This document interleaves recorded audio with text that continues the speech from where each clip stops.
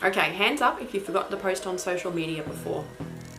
Hands up again if you forgot for a while and then just started posting frantically whatever, whenever, without thinking about what your goal was or who you're even talking to.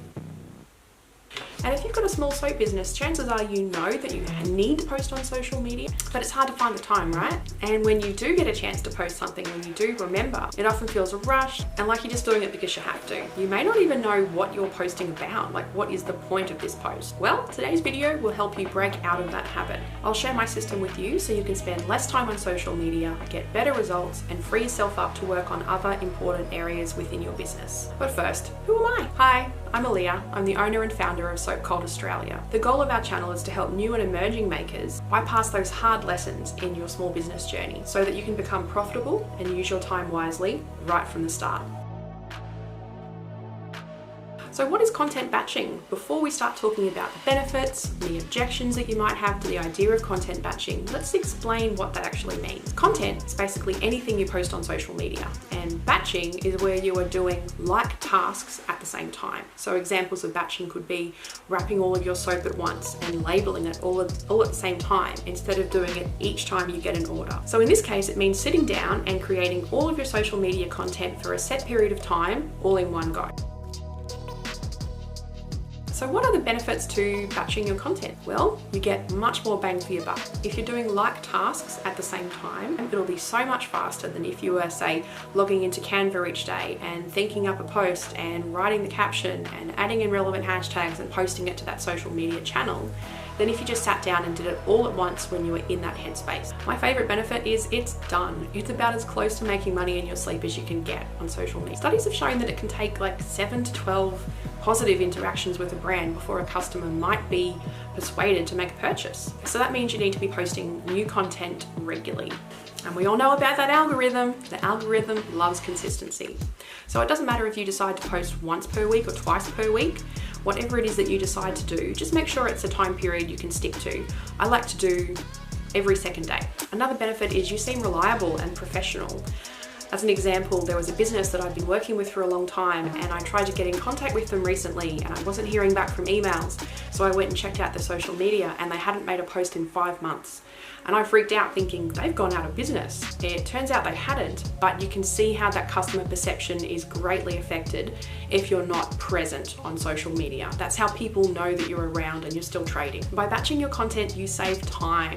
Now you can either throw money at something or you can invest time. And not many of us in the early days of our business can afford to hire a graphic designer and then a social media manager and be able to do all this stuff for us. So we have to invest our time. So you must be smart about it. Time is a non-renewable resource, so you have to use it wisely. Another cool thing is once you get into the rhythm of it, you can recycle content. So what I mean by that is consider a beauty magazine or a home decor magazine. They talk about the same types of things. While the exact topic may change, it's generally the same sorts of things over and over again. And that's okay, that's not laziness, that's savvy, because the magazines know who they're talking to and they know that their customers want to hear those things. So please don't feel that you have to reinvent the wheel every time you make a post. It doesn't have to be unique content, but it has to be relevant and it has to be valuable and interesting to your customers. So here's where the cool thing called content batching comes in. Basically, I think about what I want to achieve for that month. Like, what do I have going on within the business? Is there a new product launching? Is there a sale?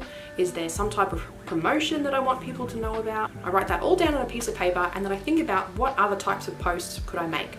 I like to each month focus on a blog post and a customer testimonial and a few other things that become the core messaging that I have throughout the month. I think about who these posts are for, like the way that you would speak to a brand new customer and someone who's been shopping with you for years would be quite different and they would want to know different things.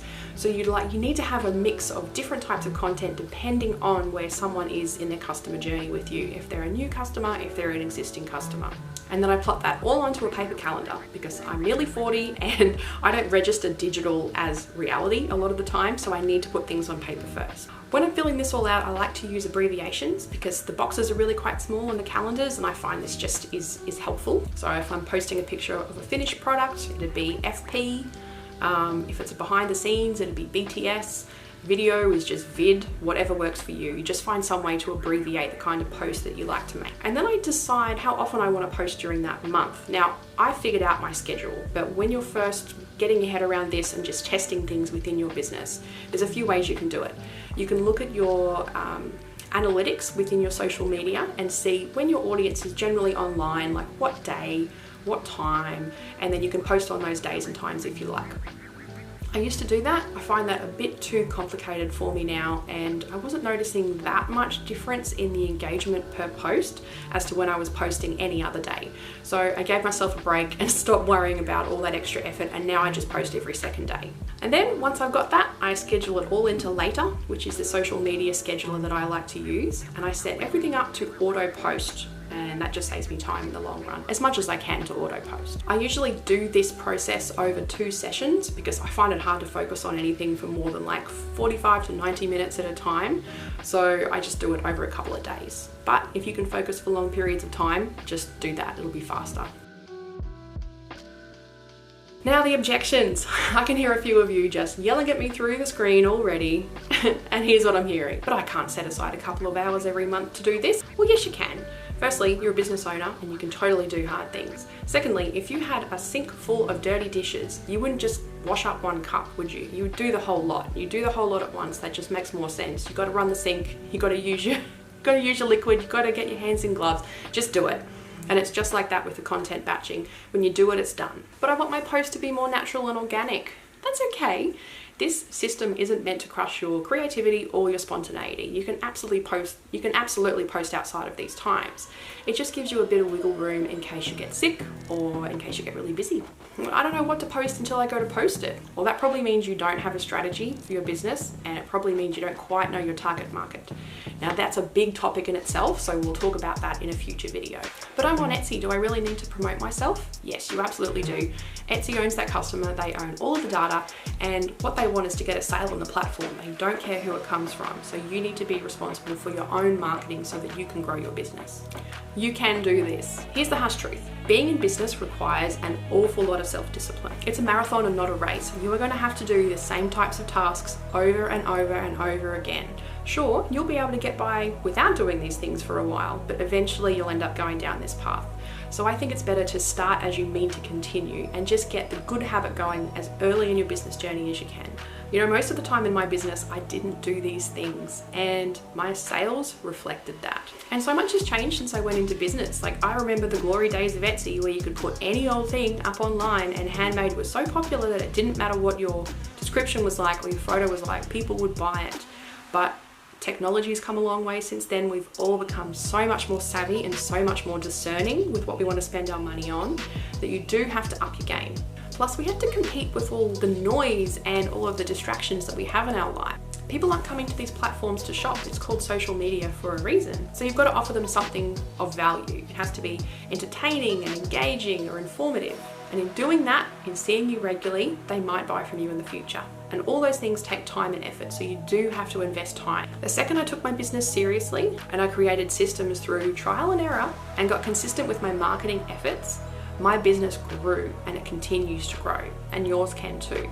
You can do this. Stick around to the next video and I'll show you how I actually schedule out a month's worth of Instagram and Facebook posts all in one go, step by step for you. See you then.